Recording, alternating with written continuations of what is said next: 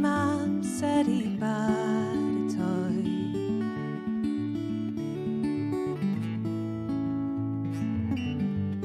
Ty beth yn gweld yn dod,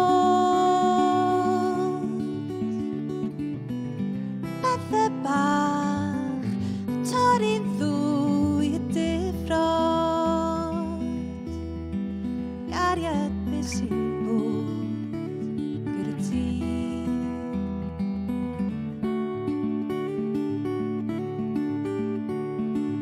Calon wrth y gwely gan bachgen bach sy'n gwybod mod i ddim yn iawn. Cario nhw yn dyfrichiad, trwy'r prynhawn, a dim ond Duw neu magic sy'n mynd I wneud y tro heno.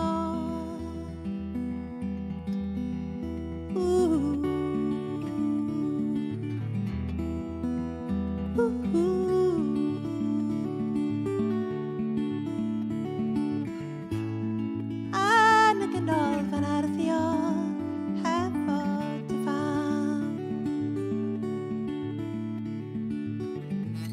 trio anghofio